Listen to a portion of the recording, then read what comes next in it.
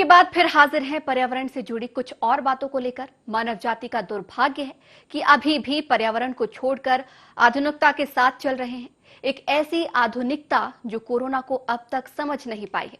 ये कहना है पर्यावरणविद किशोर कोटवानी का, जिनसे खास बातचीत की हमारी संवाददाता हिमांशा मेहता ने। विश्व पर्यावरण दिवस सबसे महत्वपूर्ण दिवस में से एक है, जो पर्यावरणीय विविधताओं से हमारे पर्यावरण को बचाने में लोगों को प्रोत्साहित करता है। इसी को लेकर हमारे साथ चर्चा के लिए पर्यावरण मित्र कह सकते हैं किशोर कोटवानी जी मौजूद हैं। पर्यावरण बचाना कितना ज़रूरी है और क्या महत्व रखता है, इसको लेकर बात करते हैं। किशोर जी, पर्यावरण एक बहुत महत्वपूर्ण, पूरे विश्व और धरती के लिए एक शब्द ही नहीं है, बहुत महत्वपूर्ण बिंदु है, जिसमें जिस तरीके से कोरोना जो इस समय पूरे विश्व में फैला हुआ है, तो सबसे पहले पर्यावरण की इस वक्त कितनी ज़रूरत महसूस हो रही है। कोरोना के कारण काफ़ी ज़्यादा पर्यावरण जो है वो सही हो गया है, नदियाँ हों या पूरा जो हमारा एनवायरनमेंट हो वो बिल्कुल साफ सुथरा हो गया। इसको लेकर क्या कहेंगे? इस प्रकृति को बनाने के पहले इसकी संरचना कैसे हुई धरती की? सबसे पहले नदियां बनी, फिर वनस्पति बनी, फिर जीव बना, और सबसे आखिरी में ये दो पैर का जानवर इंसान बना। और मेरा आध्यात्म और विज्ञान दोनों कह रहा है कि असंख्य जीव हैं। धर्म कहता 84 लाख, विज्ञान कहता असंख्य।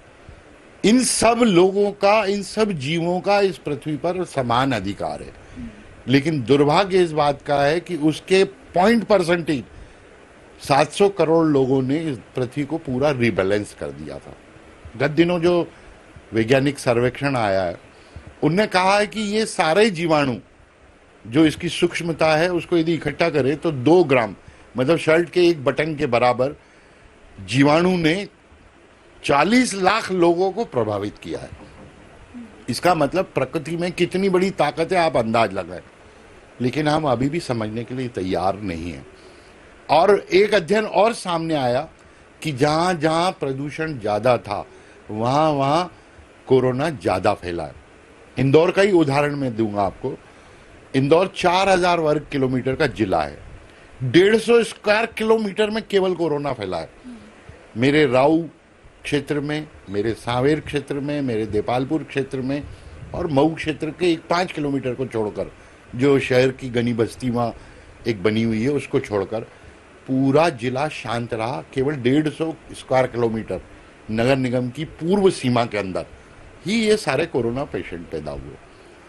अब कैसे हम ये तय करें कि ये प्रदूषण कैसे इंदौर में ज़्यादा था? और आज की तारीख में जनसंख्या के सांख्यिकी तुलना में यदि हम काम करें, अनुपात में काम करें, तो विश्व में सर्वाधिक कोरोना मरीज इंदौर में है। हिंदुस्तान की यदि जनसंख्या का घनत्व आप नापने बैठेंगे तो भोपाल 6000 प्रति वर्ग किलोमीटर जनसंख्या है।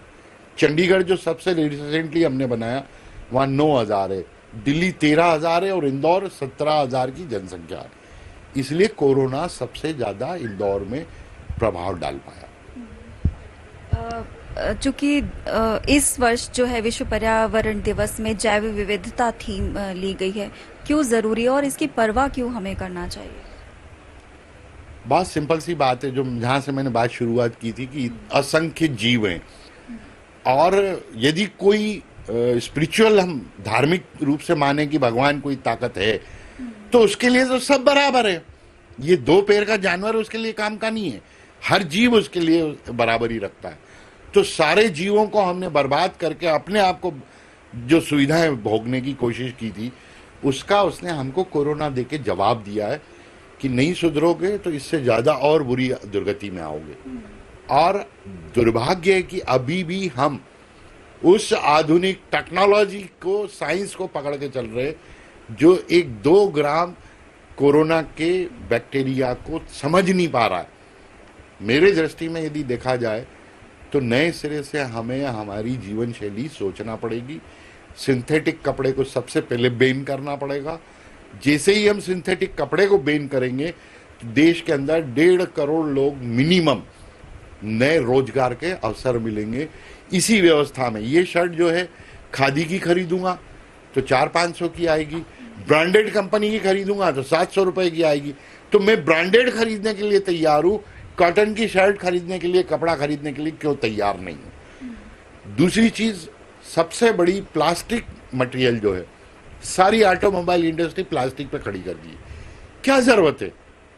आप प्लास्टिक का बोनेट लगाते हो, वो 2 दिन में दो जरा सा ठुकता है कि टूट जाता है, आप लोहे का बनाओ, क्या फर्क पड़ना है। इकोनॉमी में यदि 7 लाख की कार खरीद रहा हूं, 7.25 लाख में आई तो क्या फर्क पड़ेगा। लेकिन उसकी रिपेयरिंग बाद में सस्ती है, क्योंकि लोहे का यदि बोनेट हुआ या बॉडी हुई या उसके पार्ट्स हुए तो वो डेंटिंग पेंटिंग हो जाएंगे। लेकिन प्लास्टिक का पूरा बदलना पड़ता है, इसलिए सबसे पहले प्लास्टिक बैन करना पड़ेगा, चाहे वो प्लास्टिक की बाटल क्यों ना हो। सिंथेटिक कपड़ा बंद करना पड़ेगा। तीसरा, केमिकल बेस प्रोडक्ट्स जितने भी हैं उसका पुनः हमें आकलन करना पड़ेगा, अध्ययन करना पड़ेगा, क्यों जरूरी है क्या क्या केमिकल। जब इस देश के अंदर ये लॉकडाउन के अंदर 70,000 करोड़ रुपए खर्च करने के बाद भी गंगा और यमुना साफ नहीं हुई, केवल केमिकल वेस्ट इंडस्ट्रियों का जो बंद हुआ उससे सारी नदियां खिलखिला उठी है, सारी नदियां उछल हो गई है, क्लीन हो गई है, उनका पानी आचमन करने योग्य हो गया। तो यहां से हमें फिर से सोचना चाहिए कि हमें केमिकल बेस वर्किंग पे जितना हो सके बैन करते जाना चाहिए, तभी हम प्रकृति के ईमानदारी से भागीदार बनेंगे और जैविक विविधता जो है वो सारी जैविक विविधता जिंदा होगी। हमने पेट्रोकेमिकल यूज करने में, पेट्रोकेमिकल के प्रोडक्ट बनाने से हमारे बॉडी का भी जो ह्यूमिडिटी है वो हमने कमजोर कर दिए। इसलिए एक जरा सा ये कोरोना का जो जीवाणु है वो हमारे शरीर को मौत के कगार पर ले जा रहा है। क्या लॉकडाउन के चलते जो पहले के हालात होते थे, जो जिस तरीके का मौसम पहले होता था, एक समय पर गर्मी बारिश जितना होनी होती थी और उसके बाद ठंड, तो आज के हालातों के कारण जो प्रदूषण था उन सब के कारण मौसम में भी काफी परिवर्तन हुआ था, तो क्या वो पहले वाले मौसम अब नजर आ रहा है इस साल, चूंकि लॉकडाउन? इस साल आपको नजर नहीं आएगा, आप गलत अंदाज कर रहे हो। इस साल प्रकृति पूरी बिगड़ेगी, क्योंकि जो आपने बिगाड़ किया था वो वापस वैक्यूम बना तो उसका सर्कल जो है टूटेगा। अभी इसका लाभ आपको आते 1-2 साल बाद मिलेगा वापस। यदि हम इसको बिगाड़ को रोका तो ये प्रकृति वापस बैलेंस चक्र ले आएगी। तापमान तो आप देख रहे हो कि अभी 9 तपा मान रहे हैं, उसके बाद भी मैं कह रहा हूं आज रात को आप घर की छत पे जाके चादर बिछा के सो के दिखा देना, आपको बिना कंबल के रात को नींद नहीं आएगी। ये इतना बदलाव आ गया है, बिना एसी के भी अब चलने की स्थिति में हम आ गए। चूंकि लॉकडाउन है, पर्यावरण साफ हो गया है, कई लोगों का कहना है कि इस साफ पर्यावरण को देखते हुए क्या लगता है कि हर साल ये लॉकडाउन जरूरी है पृथ्वी के संरक्षण के लिए, पर्यावरण को देखते हुए कुछ दिनों का? ये लॉकडाउन खुलने के बाद हमारी हरकतें वापस वही हो जाएगी, क्योंकि अभी तक हमारा ध्यान उसी तरफ है। इंडस्ट्री कैसे चालू हो, केमिकल फॉरेन से कैसे आए, हमको टैक्सेशन में क्या रिबेट मिले, प्रकृति को क्या रिबेट दे, ये अभी तक कोई बात नहीं कर रहा। वही अर्थ के चक्कर में सब उलझे हुए हैं, अर्थ की जोड़ में और अर्थ की दौड़ में अंधे बने हुए हैं। तो हमारा हश इससे और बुरा होना है, सुधरने की स्थिति नहीं दिखती है मुझे। बिल्कुल, कोरोना का कहर है पूरे विश्व भर में और वहीं लॉकडाउन भी चल रहा है, जिसके कारण जो है धरती में प्रदूषण खत्म हुआ है, धरती बैलेंस कहीं ना कहीं हुई है और जो पर्यावरण है वो अच्छा हो गया है। इसी के चलते कहीं ना कहीं इस लॉकडाउन को देखते हुए आगे आने वाले सालों में कभी ना कभी लॉकडाउन कुछ दिनों का होना पर्यावरण को अच्छा बनाकर रख सकता है। कैमरा पर्सन ऋतिक रोशन के साथ हिमांशा मेहता, IND 24 न्यूज, इंदौर। 2020 का अंजाम पूरी दुनिया देख रही है। पर्यावरण बचाओ, पृथ्वी बचाओ जैसे नारे तो खूब दिए गए हैं, लेकिन ये बात किसे समझ में आई है, ये एक बड़ा सवाल है। इसी के साथ ही हमारे इस खास कार्यक्रम में फिलहाल इतना ही। मुझे दीजिए इजाजत। नमस्कार।